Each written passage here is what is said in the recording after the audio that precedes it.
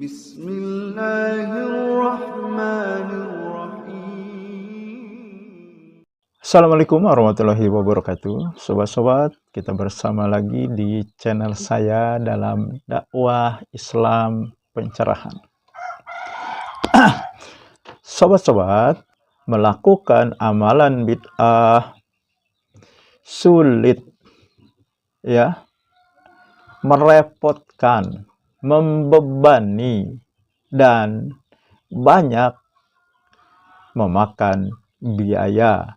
Sobat-sobat, Assalamualaikum warahmatullahi wabarakatuh. Ustaz, saya mau tanya, di daerah saya masih ada tradisi tahlilan sampai 7 hari setelah meninggal, 40 hari dan 100 hari menyediakan kue makanan buat yang mengaji dan saudara-saudara yang membawakan kue amplop, lalu membayar orang yang mengaji di rumah yang bayarannya sampai 10 juta selama 1 minggu untuk satu kelompok terdiri dari beberapa orang karena tidak putus selama 24 jam mengaji bergantian.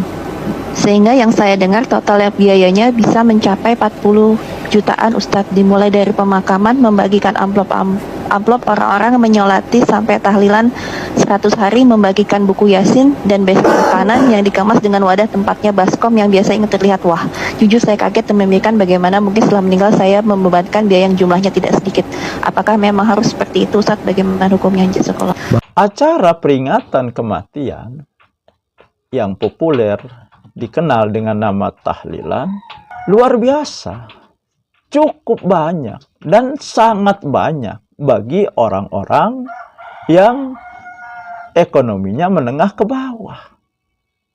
Ya, kita kan dengar ya apa yang disampaikan, apa yang ditanyakan. Kita dengar kan sampai 40 juta untuk melaksanakan acara tersebut, sobat-sobat.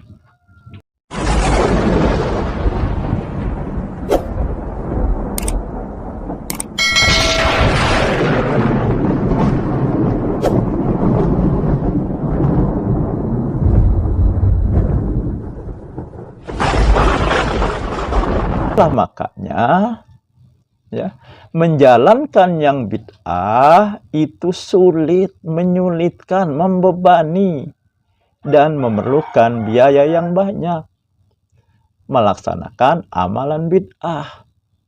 Coba kita bandingkan dengan ibadah haji. Ibadah haji ini wajib, rukun Islam yang kelima, wajib bagi yang sudah berkemampuan. Itu kalau mampu, jika ada biaya.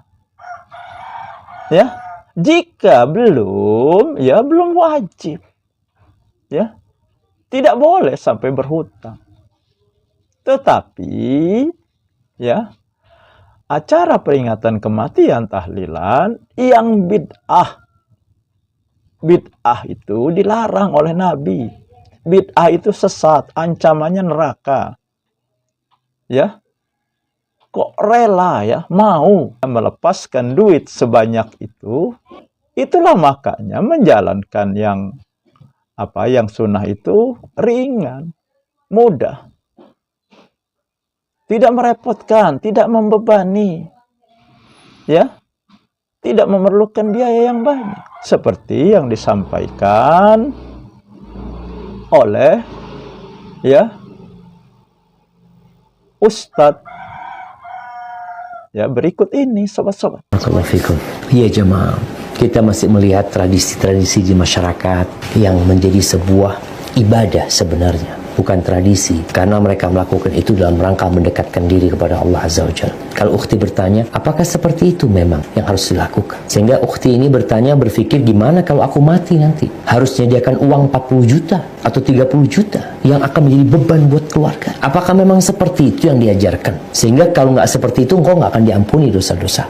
Ahibati fillah, tadi kita udah bacakan hadisnya. Cukup disolatin 40 orang yang sholat, atau kurang dari 40 orang, 3 soft. Asalkan tuh orang-orang bertakwa, orang-orang yang mentauhidkan Allah SWT, insya Allah diampuni dosa-dosa. Nggak harus seperti yang tadi disebutkan. Apalagi memang Rasul SAW ketika meninggal dunia, beliau itu hidup ditinggal mati oleh semua anak laki-laki beliau. Ditinggal mati oleh 3 putri beliau. Ruqayyah meninggal dunia, Ummu Kalthum meninggal dunia, Zainab meninggal dunia. Nabi tidak pernah mengadakan acara itu, tidak pernah mengumpulkan para sahabat, lalu membaca doa bersama-sama, berzikir bersama-sama, lalu makan.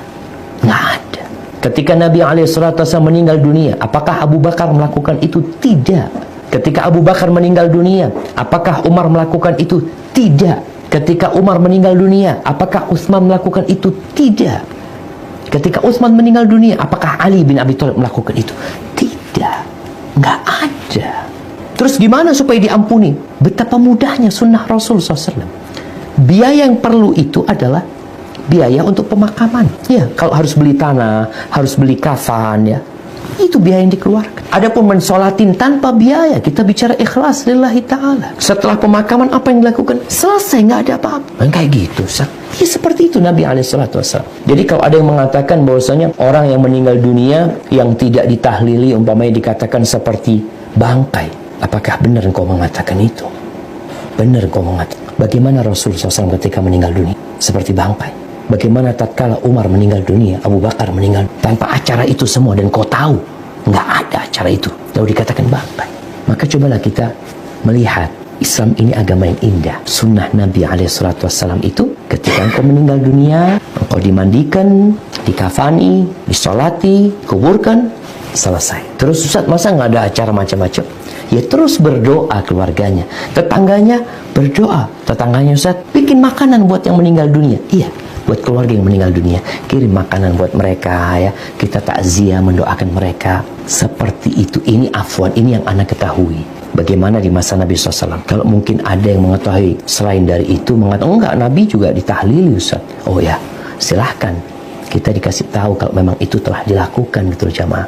Karena dalam beragama ini ya kita ingin mengikuti yang paling benar gitu ya, sebagaimana yang diajarkan oleh Nabi SAW. Hadza wallahu a'lam bishawab. Nah, Ibadah itu harus ya mencontoh bagaimana Rasulullah melakukan, sobat-sobat. Kalau kita simak dari pertanyaan seorang wanita tadi, ya, memakan biaya sampai 40 juta. Bayangkan sobat-sobat, ya. Sedangkan Al-Quran ini diturunkan Allah tidak untuk membuat kamu susah.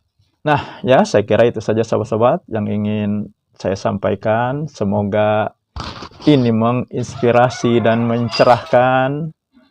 Nasrum minallahi wa fatun qarib. Wassalamualaikum warahmatullahi wabarakatuh.